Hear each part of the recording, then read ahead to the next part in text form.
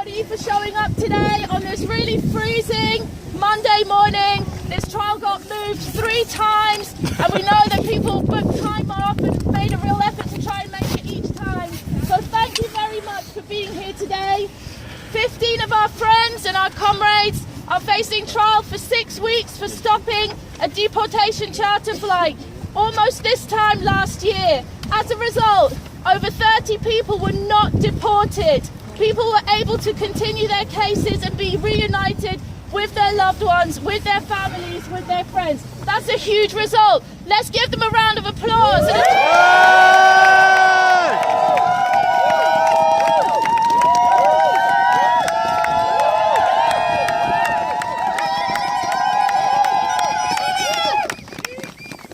This was the first kind of direct action of its type.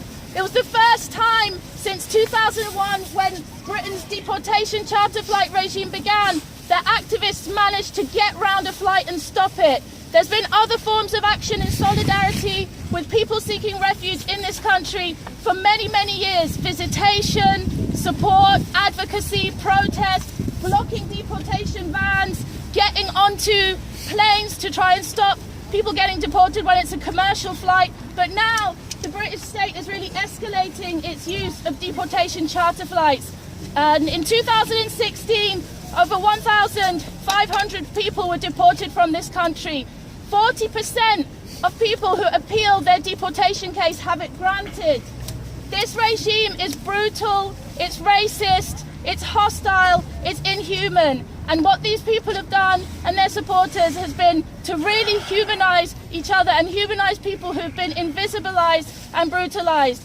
We believe in the end of detention. We believe that people have a right to live in this country wherever they're from and be with their family and have a life. The right to life, the right to freedom of movement.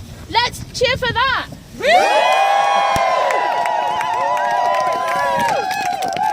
Okay, so we have a few speakers today.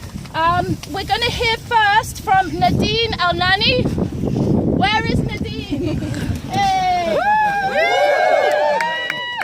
So this is all going to take about 20 minutes, half an hour, because the defendants need to go into court about 9:20. So Nadine is a lecturer in law at Birkbeck University, and she's done a lot of work around immigration detention. Thank you. Thanks everyone for inviting me to speak today, and it's a real honour to speak here for these amazing activists. I'm really amazed by what they did. Today, as you were saying, 15 activists go on trial for terror and public order related offences for stopping a chartered deportation flight to Nigeria and Ghana from taking off from Stansted Airport in March last year. The protesters should be commended for taking a stand against the inhumanity and violence of deportation, but instead they face serious criminal charges which carry a sentence of up to life imprisonment.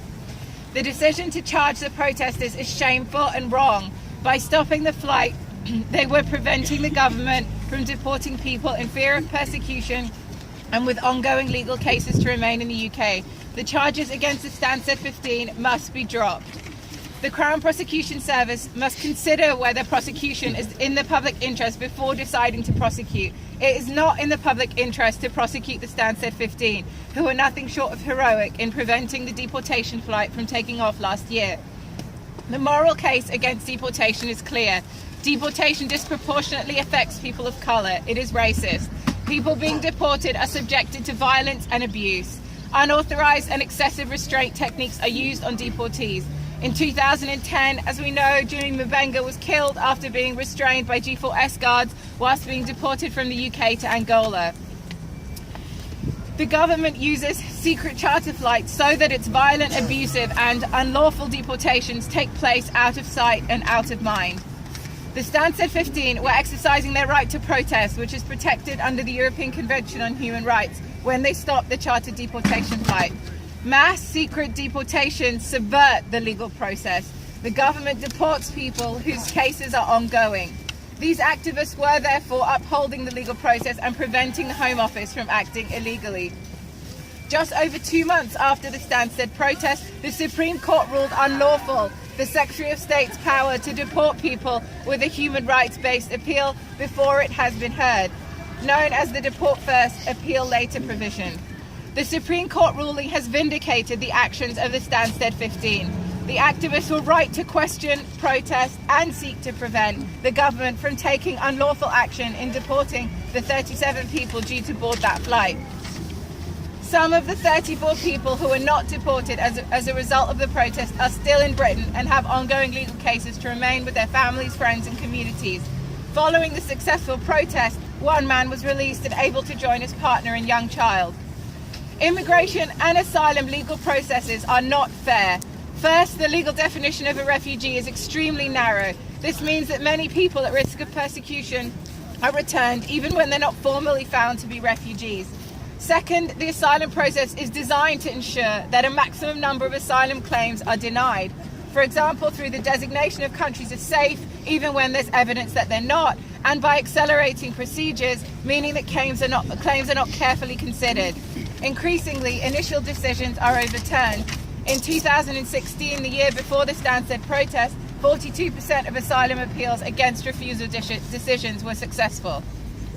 The Stansted 15 have been charged under the Aviation and Maritime Security Act, legislation that was introduced in response to the 1988 Lockerbie bombing and was designed to target terrorist activity. Parliament did not intend this legislation to be used against political protesters. The use of the criminal law against protesters, and in particular offences designed to target serious and organised crime, sets a dangerous precedent. Not only does it paint legitimate humanitarian and political protest as terrorist activity, it also risks dissuading people from engaging in protest for fear of being criminalised. The activists have also been charged with aggravated trespass under the Criminal Justice and Public Order Act.